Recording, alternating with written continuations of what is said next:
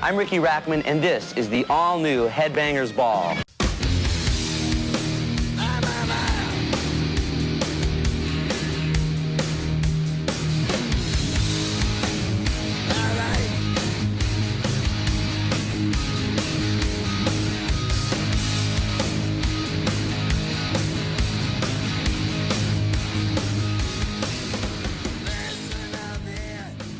Welcome back, everybody, to the Ninja Nerd Warrior podcast. This is your host, Greg, and I want to have some fun with this show because I had this idea a while ago, and I was like, fuck it, I'm doing it. This is my I Miss the Headbangers Ball show. As you can see, we started out with Lemmy and some Motorhead because when you think metal, you think fucking Lemmy, all right? All right, so for anybody under 35 who is listening to this, you're going, what the fuck was the Headbangers Ball? And back when MTV actually played music, I know I hate that. The fucking M in MTV stands for music, and the fucking channel doesn't play music anymore. Trust me when I tell you that nobody is more pissed off at that than I am. But anyway, like I said, back when MTV played music, there was this show that came on every Saturday night at midnight, and it ran till 2 a.m., and it was called the Headbangers Ball, and the show ran from, oh god, I know I'm going to screw the dates up here. I want to say it ran from like 1987 to 1995. And the whole show was, MTV back in the 80s was very poppy, it was very, very top 40, okay? It was your Cyndi Laupers, your Pat Benetars, your Bangles, Belinda Carlisle, shit like that. But there was still this subsection that they wanted their hard rock, they wanted their heavy metal, they wanted to listen to bands, they wanted to listen to your Motley Crues, your AC/DC, stuff like that. So MTV came up with the Headbangers Ball. And that's what it was. It was just a collection of the harder genre of music. It started off with your hair bands, your Bon Jovis, your Firehouses, shit like that. And then it progressively got harder into AC/DC, into Billy Idol, into shit like that. And then, but they went through like so many different hosts because all of them were just the drizzling shits. Let's not fuck around. And so they found this guy named Ricky Rackman. And Ricky Rackman is such a huge part of my childhood. He was down here running clubs in LA. He ran the Cat House, and he knew all these bands. And so he comes in for his audition, and they went, you've got the gig.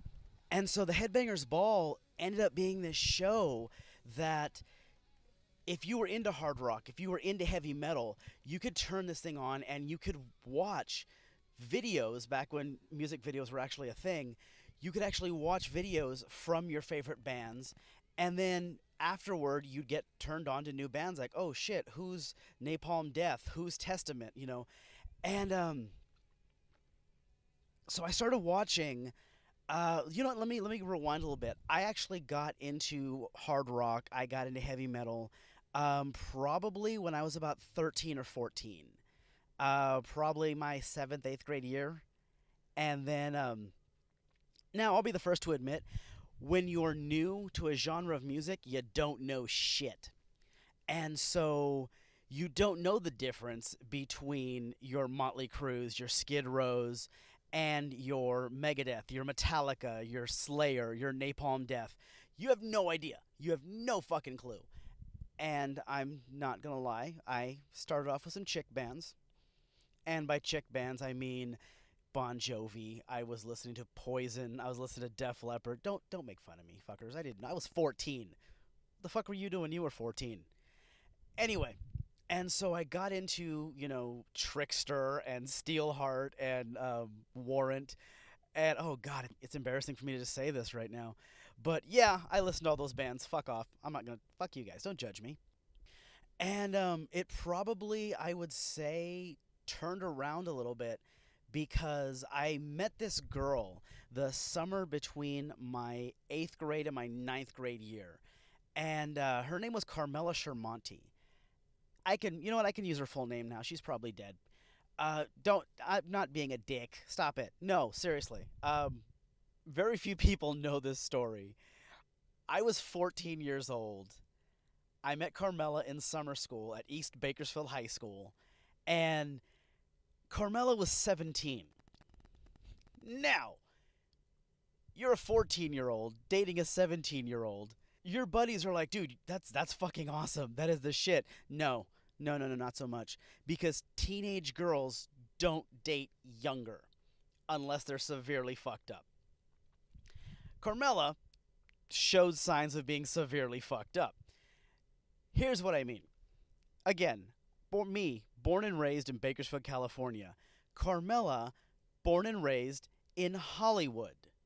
As a matter of fact, that's all she bitched about was, why am I stuck in Bakersfield this summer? I want to be back in Hollywood.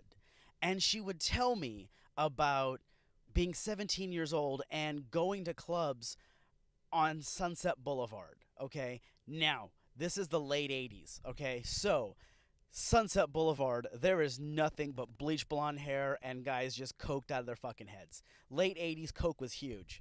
So, to encapsulate this, I'm 14 years old, I'm dating a 17-year-old, bleach blonde, giant tits. Did I mention that? Oh my god, she had some titties. She wasn't going to have to worry about titties for the rest of her life. But she was on the club scene on Sunset Boulevard in like 89, 90. That's not good, okay? Because that means she was doing heroin by at least 93. Which is why I say, yeah, she's dead now. There's no fucking way she made it out of her 30s. But anyway, Carmela saw what I was listening to, and she was just looking at me like, are you fucking kidding me right now? And she got me turned on to Skid Row, and she got me turned on to Motley Crue, and she got me turned on to fucking Guns N' Roses. All right, and this is Guns N' Roses, roughly, I would say that like between the Appetite for Destruction album and Use Your Illusion 1 and 2 came out my sophomore year in high school, maybe halfway through my freshman. Anyway, this was in Guns N' Roses, was fucking Guns N' Roses. And I'd never heard anything like this. This was the shit. And of course my parents were just like, what the fuck? You see, because nobody around me was listening to this stuff. Alright? Everybody I went to high school with was listening to NWA and Ice-T and Public Enemy. Okay? Bakersfield, not known for its rock and heavy metal scene. Alright? Bakersfield is this back-ass-word conservative fucking town. And it's all country and all pop and top 40 at the time. So when I picked up Guns N' Roses and Motley Crue and this, my parents were scared shitless. They were just like, what the fuck is wrong with him now? And being how Bakersfield is so ridiculously conservative, there weren't any places to go to shows. There were no rock clubs, there were no metal clubs, there were no bands playing in Bakersfield at that time. Not that I was cool enough to get into, if there were, because I think we've established, folks, I've been a fucking dork my entire life, alright? That's not recent shit. I've never grown out of a dork. I've always been a dork, alright? Plain and simple. And trust me, I do grasp the irony of, I'm sitting here talking about metal, and I'm really trying not to come off like that guy. You know that guy that I'm 40, but I'm still cool because I listen to rock and metal, and I'm never going to be that guy. Because I've never been cool in my fucking life. Never. Anyone who's known me for more than 10 years will tell you he's a dork. Always has been, always will be. Alright, so going back, even if there were places to go see new bands and unsigned rock and metal bands, I wasn't cool enough to know about them. So all I had was the Headbangers Ball every Saturday night. And I found this and I just went, what is this? This was the greatest thing I've ever seen. And when I found the Headbangers Ball, this whole new world of music got opened up to me that I never would have listened to otherwise. Like, there's no fucking way I would have been turned on to this kind of stuff just living in Bakersfield and listening to the shit around me. Because, like I said, everyone around me was listening to R&B, was listening to rap. Bakersfield's a big country town. My folks listen to 70s funk. Still do, to this day. And so finding the Headbangers Ball opened this door to me to this musical style, this world that I didn't know existed. And I was just like, what the fuck? This is some of the coolest shit I have ever seen in my life. And the best part was it didn't matter what your comfort zone was. If you were listening to Guns N' Roses, Motley Crue, you were listening to Skid Row, then there was Judas Priest, there was Iron Maiden. You know, there were these fucking bands. If you were listening to bands like Megadeth, if you were listening to Slayer, then here's some videos from Testament, here's some videos from Morbid Angel, here's some videos from Cannibal Corpse. And not gonna lie, part of it scared the shit out of me, but not scared the shit out of me like, okay, I can't be a part of this. It scared the shit out of me like, I need to hear more. I need to know more about this. And part of what was great about the Headbangers Ball was, even though this was a studio show, they always promoted live events. They've done interviews and documentaries about the show since it went off the air, and they always said anything we could do to get out of the studio. And so you would have the Anthrax Invades Your House contest. You would have backstage at Donington Castle. You would have the Monsters of Rock tour. These guys, they always did their show from live events. They'd be backstage at an Ozzy concert. They would be backstage with Rob Zombie.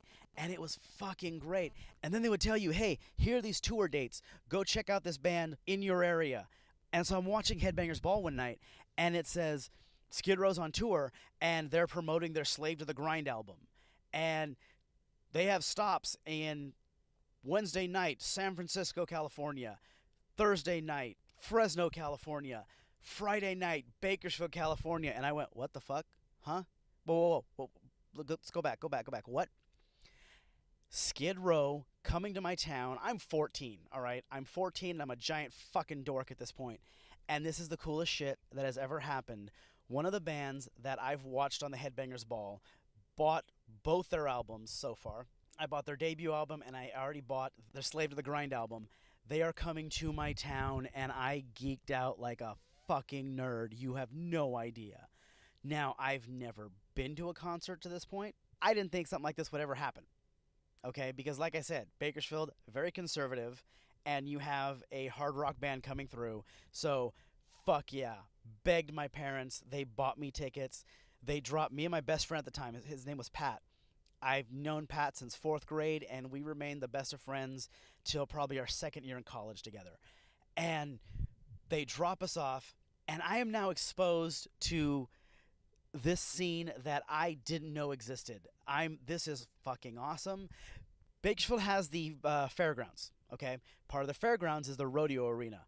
Skid Row is playing in the rodeo arena, which, looking back now, just so hillbilly redneck, oh my god. You have a metal band playing at the only venue that will house them, which is the rodeo arena. And so I am stoked as shit. And I can't believe I'm going to tell you this. I don't think I've ever said this out loud. Not only was this my first concert, first time I got to see a hard rock band live, this was the first time I smelled pot. Yeah, folks. I'd never smelled pot in my life. And I'm sitting there going, hey, Pat, what the fuck is that smell? And Pat, not being much more experienced than I was, goes, I don't know. And then we turn around to the 15 fucking headbangers smoking weed behind us, and we're like, oh, okay, shut the fuck up. And so we didn't say anything. They didn't offer. We didn't ask. And we just carried on with our business. And, we got to watch our friend Greg Decker assault a guy. Now, by assault, I don't mean like he ran up, just started punching him, beat the shit out of him. I mean, Decker was supposed to meet us at the concert. We all met up. Hey, you guys made it. Fuck yeah. You know, and Decker introduces me to his buddy Michael, and we're all hanging out, and this is fucking cool. Michael and Decker end up in the mosh pit, all right? Now, again, I'm a 14-year-old little rookie to this shit. I have no idea what a mosh pit is, and from the looks of it, I think I'm going to die. So, I'm like, hey, I'm just going to hang back here. I try to be the cool guy, but as we've established, I've never been cool in my life, so I just came off like a total bitch. Okay, we're just going to hang back here, but you guys enjoy yourself. So we lose Decker and Michael in the mosh pit, and Pat and I are just kind of standing around. Okay, this is cool. All right, try not to look fucking terrified. And Decker comes out of the mosh pit. He's just had his ass kicked, And he comes out, he's stumbling, and he grabs this Korean guy from behind, spins him around, and goes, "Dude, that was so fucking awesome." Now, Decker thought the little Korean guy was me. Spins him around and starts to say, "How fucking awesome is this?" Realizes that I'm not the Korean guy he just grabbed. And so Decker just goes, "Fuck yeah, bro," and headbutts this poor fucking guy. They both hit the ground. Decker's bleeding all over the place. It's the fucking most retarded thing I've ever seen in my life. Pat and I could not stop laughing. Could not fucking stop laughing. Decker comes over, bleeding from the forehead, going, "I thought he was you." So, as security is escorting Decker out to the first aid tent, Pat and I are going like, "All right, well, sucks to be him. Fuck it." Now, Skid Row has not come on yet. We're still listening to the opening act. All right, and I'm going to say, this opening act is fucking awesome. And I'm going like, "Pat, who the fuck is this? These guys are the shit." And Pat goes, "I don't know. I think they're called Pantera." Fuck yes, guys. I got to watch Skid Row with Pantera opening up. These guys played the entire Cowboys from Hell album, and I want to say that Vulgar Display of Power had just dropped the week before. And so they start saying, "Hey guys, this is our new song. The video just debuted 2 weeks ago on Headbangers Ball. This is Mouth for War." And they fucking go into Mouth for War, and I'm just like, this is fucking amazing. And so we are watching a very young Pantera playing in Bakersfield. I got to watch Pantera play like 2 more times after that. And it was and they got fucking better every time. But here's the part that just, I lost it. Pantera says, "You guys know this song." And Pantera does the whole, "You guys have been a great audience. We're going to do one more song for you. You guys know this song. This song is Walk." Now, anyone who's ever heard of Pantera, you guys know this song, okay? Everybody knows this fucking song. I attempted to play guitar for like 2 years. And I say 2 years because it took me that long to realize I sucked. But I did learn how to play the first like 6 or 8 bars of this fucking song. Anybody who picked up a guitar in the early 90s knows how to play Walk. It's actually dirt fucking simple to learn. It really is. So Pantera was the first real metal band I ever got to listen to, and I got to listen to them live. So Pantera closed out their set. They were fucking awesome. And then Skid Row comes in. Skid Row does their set, and they are just killing it. It's a fucking amazing show. They played every hit off of the debut album. They start playing "Slave to the Grind," and I will never forget this. This part was great. They said, "Hey guys, we got a treat for you. This is our new single, and the music video debuts tomorrow night on Headbangers Ball. If you guys aren't following us to LA tomorrow, you guys better be in front of your fucking TVs and watch this. This song's called Quicksand Jesus." And to this day, Quicksand Jesus is one of my favorite, actually no, it is my favorite Skid Row song of all times. Because they played the song, it was unlike anything they had played that night. And so my happy ass was in front of the TV the next night, watching Headbangers Ball when this video came on. Quicksand Jesus, and this was, to this day, this is my favorite Skid Row song that they've ever done. So like I said, this is the coolest thing I've ever been a part of up to this point in my life. And it was all because of the Headbangers Ball. And that's how great this show was. You know, this show turned me on to bands that I never would have listened to, I never would have heard of, because guess what? The Butthole Surfers were not coming through Bakersfield. Wasn't going to happen, okay? No way in hell Bakersfield was going to allow a band called the Butthole Surfers to play in their town, okay? But I got to hear the Butthole Surfers. I got to hear Soul Asylum, which, granted, not a metal band. I can already hear people get mad at me. Soul Asylum's not metal. Fuck off. I know it's not metal. Kiss my ass. Okay? But the Somebody to Shove video was fucking great. Okay? And granted, Soul Asylum got softer from that point on, but that Somebody to Shove video kicked me in the face. It was awesome. It was so great. I remember bands that they were flashes in the pan, but they were great at the time. There was this band called Shotgun Messiah, and Shotgun Messiah kicked ass. They were, okay, the first song I ever heard was Heartbreak Boulevard, and those guitar parts, you hear the drum beats, fucking great, all right? And here's the sad part. I've never heard from these guys ever since. They came out, they dropped 2 singles off their second album. I've never found the first album. I've looked for, 20 years, cannot find the first album at all. I can't find anything they've ever done since then. They've disappeared. If it wasn't for YouTube, I dug up a couple of their songs on YouTube. These fucking guys went MIA. Never heard from them again. But Shotgun Messiah was what every band in the 90s looked like. Every hard rock band. They all had this look. They all had that 90s hard rock look. They had the long hair, they had the tattoos, they had the piercings, and they all looked fucking badass, okay? And that's what I miss now. I miss bands that stand out, okay? I miss guys that you look at them and you can't help but fucking take these guys seriously. I realize I'm getting old when I look at fucking Macklemore and be like, who is this fucking douchebag? The fuck is this? Okay? I know women who look tougher than Machine Gun Kelly. Fuck that guy. I mean, I realize I'm coming off like that bitter old fuck, and part of me doesn't give a shit. Because as talented as I think Justin Timberlake is, would it fucking kill him to get caught with a dead hooker and half his body weight in coke? I mean, seriously. Just fucking switch it up. Let's have some fun. God damn it. But that was part of the scene back then. That was part of, not only were these guys fucking great on stage, not only were their albums kick ass, these fucking guys showed up in the news all the time. Like, oh my god, Nikki Sixx died again? For the record, folks, Nikki Sixx has overdosed 3 fucking times. Nikki Sixx used to inject Jack Daniels into his veins when A, he was out of heroin, or B, he was just fucking bored. Granted, I don't recommend it, but as a fan, it was fucking entertaining. Leave me alone. Ozzy Osbourne once snorted a line of live ants.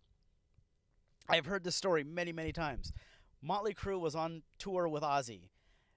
I want to say it was Houston, Texas? I want to say somewhere in Texas. But they get off the tour bus, and Vince Neil's told this story many times.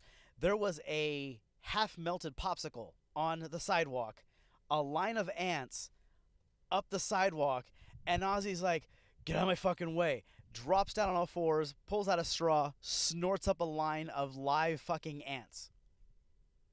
When was the last time you heard DJ Khaled doing some shit like that? Fuck that fat fuck. But you would hear shit like that happening all the time on the Headbangers Ball. It was great because it kept you up to date on everything. Keep in mind, folks, this is like 92, 93. There was no fucking internet back then. There was no Facebook. There was no fucking Twitter. It's not like today where I can get on Twitter and find out what the fuck Flo Rida's doing. Okay? This shit didn't exist for my bands. This shit didn't exist. I couldn't follow Judas Priest or Iron Maiden on social media. That shit didn't exist. Yeah, I know I'm coming off as old and bitter. Fuck you. I remember watching the Headbangers Ball, and they announced the Monsters of Rock tour. This was Guns N' Roses and Metallica on the same bill. And that was badass because I don't know if I can describe how fucking huge these bands were back then. Okay? Guns N' Roses and Metallica, arguably 2 of the biggest fucking bands in the world. You get to see them at the same time, okay?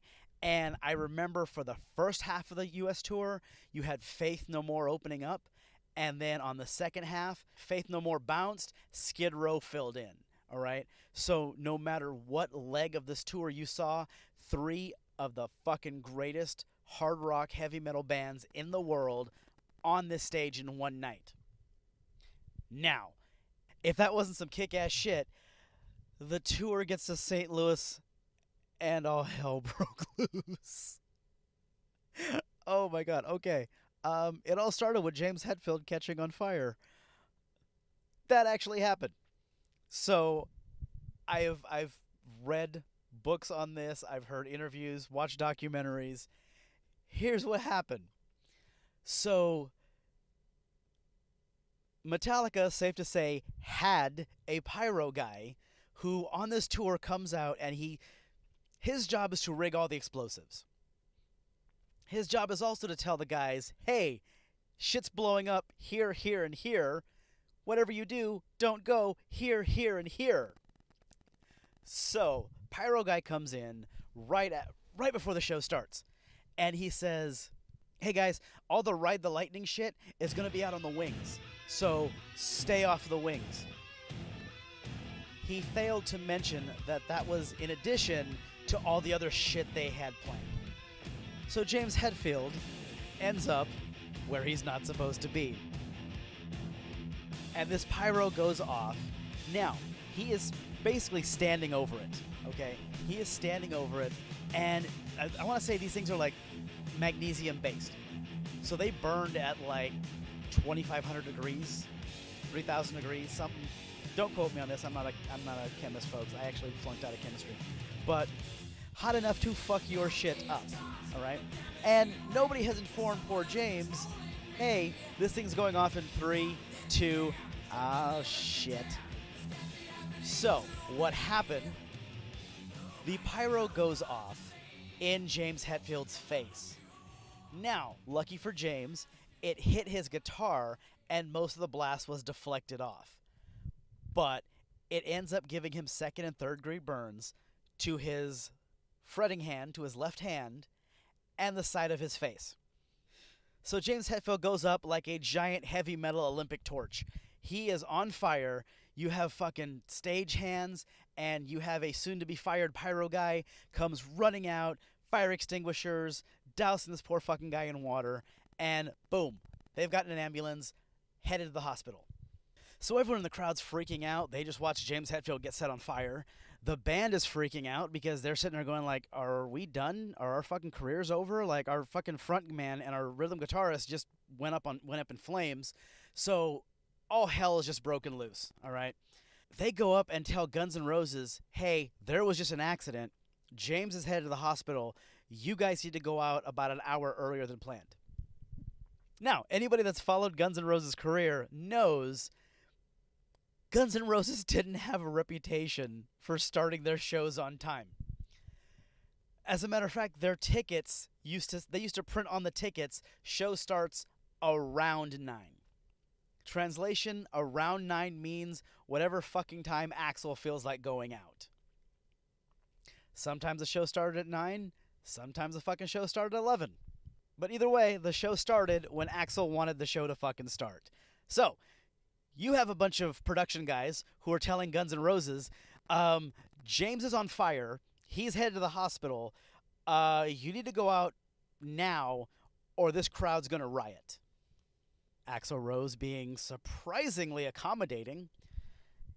They go out, play their first song, play their second song. Halfway through the third song, Axl just throws the mic down and says, I'm out of here. And just storms off stage. No explanation. Nobody knows what the fuck is going on. These concert tickets went, I would say, anywhere from $50 to $300 a piece at the time. And that is when the shit hit the fan in St. Louis, Missouri.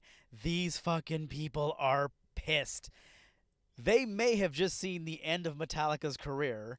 They watched Guns N' Roses basically just wipe their ass with the rest of this show. They proceeded to riot, and they destroyed this fucking building. If I remember the estimates correctly, there was over $200,000 worth of damage done to this building. Riot cops had to be called. There was like, I want to say 2 or 3 dozen arrests. Like, this, seriously, shit hit the fan. And I'm there, 15 years old, right in front of the TV, watching the Headbangers Ball, watching this shit go down. This was just fucking amazing to me. Now, I'll grant you, that's a little morbid, not gonna lie. But at the time, again, I'm 15. I thought, this is what rock and roll was, right? This is what being in a band was. This was sex, drugs, and rock and roll. And I was 15 at the time. Okay? Again, this is the shit you thought was cool. But that was just what I was into at the time, you know? And like I said, I mean, it's really weird because the Headbangers Ball got me into things that I never thought I would be into, all right? The Headbangers Ball got me listening to rap again. As weird as that sounds, okay? Because anybody who thinks of classic heavy metal, you can't talk about classic heavy metal bands without talking about Anthrax, okay? And the first song I ever heard from Anthrax was the cover they did of Bring the Noise by Public Enemy. And there was just something about these two songs, to my knowledge, that was the first time that metal and rap had ever been combined like that. It had never been fused together like that before. And this shit was fucking awesome. And I knew who Public Enemy was. Like I said, everyone I went to junior high with, they listened to Public Enemy. They listened to NWA. You know, it was all... Gangster rap had just hit its peak at that point. And so I was listening to Ice-T. I was listening to Ice Cube and Big Daddy Kane. I mean... And I knew who all these guys were because that's all that was around me at the time. And then you hear Anthrax open up with Bring the Noise, and now this shit's cool to me, okay? I think at first I got into hard rock and I got into heavy metal because it was something different. You know, it was something that wasn't being listened to around me. And not saying that I didn't listen to Public Enemy, I didn't listen to NWA, but it wasn't that big of a deal to me. And then you take it and you show me that just because they're different genres of music doesn't mean they can't be fucking kick-ass when you put them together.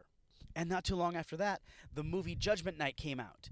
And for any of you who've ever seen the movie Judgment Night, it sucks. It is a shit fucking movie. Do not go look for it. It is fucking horrible. However, if you can get a copy of the soundtrack, that is a fucking kick-ass soundtrack. Because that was the whole concept of the album. You take hard rock, heavy metal bands, and you put them with the biggest rap groups of the time. So you had Ice-T playing with Slayer. You had House of Pain playing with Helmet. You had Onyx and Biohazard.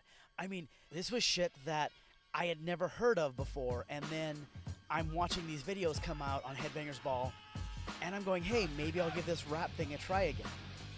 And I know I keep going back to it turns you on to things you've never heard before, but that doesn't exist anymore. Today, it doesn't exist, and I know you can sit here and say, well, what about Vivo? You can go to YouTube and you can watch Jay-Z videos on Vivo. You can go watch this band. You can go watch that band. It's not the same thing. It's not even close to the same thing because, okay, I want to hear some Jay-Z. I go to YouTube. I look up a Jay-Z video on Vivo. You know what comes up next? Another fucking Jay-Z video. If I want to go look for an Avenged Sevenfold video, guess what happens next? Plays another Avenged Sevenfold video. There isn't the opportunity to be turned on to new music. There isn't the opportunity to listen to new bands you might not have heard from otherwise. I miss the Headbangers Ball. I mean, the show died in 1995, but metal didn't die back then, okay? I mean, grunge had just come on the scene. They were still playing, or they had just started playing bands like Nirvana and Pearl Jam and Alice in Chains. And I think Alice in Chains was probably one of their favorite guests to have. But you had so many more bands that came out since then. Like, how much would you have loved to see POD on Headbangers Ball? Okay? Avenged Sevenfold, Slipknot, Hailstrom. In this moment, how fucking awesome would those bands have been to see on the Headbangers Ball, backstage at their shows, on tour with them, interviews on the tour bus? How fucking awesome would it have been to see those bands? I mean, I felt the influence of Headbangers Ball in my hometown. Do you know what one of the last bands to be played on Headbangers Ball was? Fucking Korn. For any of you who don't know, Korn came from Bakersfield. Between the 5 members of the band, they graduated from East Bakersfield High School and Highland High School. All right? The whole band is roughly my age, so you cannot tell me that they were not home Saturday night watching Headbangers Ball just like I was. And when Korn made it big, Orgy made it big. Okay, Orgy came from Taft. this rinky-dink little roughneck town 45 minutes outside of Bakersfield. They produced Orgy, okay? Orgy, not a great band, didn't have the success that Korn did, but they came from the area. So I'm really sad to see that the Headbangers Ball died in 95 and has essentially stayed dead since then. That music scene didn't die. 10 years after the Headbangers Ball ended, I was still watching Ozzy in concert. I was watching Rob Zombie. I saw Korn with Rob Zombie and Disturbed opening up. There's another one, Disturbed, Flyleaf, Evanescence. Those fucking bands would have been a perfect fit for the Headbangers Ball. Papa Roach. How fucking great was Papa Roach when they first came out? I don't know what the fuck they're doing now with this millennial bullshit rock they're writing, but Papa Roach's first album, Infest, was custom made for Headbangers Ball. Fucking great. So, it's been 22 years since the Headbangers Ball died, and I'm still not happy about it. So here's my question. Why couldn't the Headbangers Ball come back? Follow me on this one. MTV doesn't play music anymore, so fuck them. And a copyright only lasts for so long. Headbangers Ball ended in 1995. That is 23 years ago. And they haven't done shit with it since. What are the odds that the copyright for everything Headbangers Ball related is still current? What are the odds? So I'm going to throw this idea out there, and hopefully somebody with more resources than me can make this happen. Go buy the trademark. And you get a small filming crew. You get a decent little camera, you get a microphone, and you get somebody who knows the rock scene today. You get somebody who knows the metal scene today. And you just go from concert to concert, you interview fans, you record the live shows, you do everything that the Headbangers Ball got known for. Now, once you have the footage, what do you do with it? And that's the best part. You don't need MTV anymore. You don't need, in 2018, you can do this on a streaming service like a Netflix or Hulu, or you can open up your own. You can start your own private website and just post these shows from there. And you can do it the exact same way that the Headbangers Ball used to do. You can go out there, you can talk to bands, you can talk to the crowd, you can talk to the people that follow these bands. Because I know metal's not dead. I still know people that go to these concerts, people that go to these. My girlfriend and I have gone to some great shows. Okay, we've gone to these punk festivals, we've gone to these metal shows, so there's still the scene out there. Those bands are still alive, they're still around, there are still fans that will want their rock, they'll want their metal. So I say, why not? I'm going to throw that idea out there, and hopefully somebody hears this with significantly more resources than I do. Bring back the Headbangers Ball, or bring back something comparable. It's 2018, and with social media, with streaming services, it can be done for a fraction of the cost that MTV did it. It's out there. Somebody just got to pick up the ball and run with it. So now that I've floated that idea out there, I'm going to wrap it up. Thank you guys for checking out this show again. If you enjoy these shows, please go check out the Ninja Nerd Warrior YouTube channel. Subscribe to these videos, and please like. I really appreciate it, all the support I've gotten so far. And please check out the Ninja Nerd Warrior pages on Facebook, Instagram, and Twitter. And with that, I'm going to close it out for the night, and I can't help it. I have to, in the words of Ricky Rackman, Remember to keep one foot in the gutter, one fist in the gold.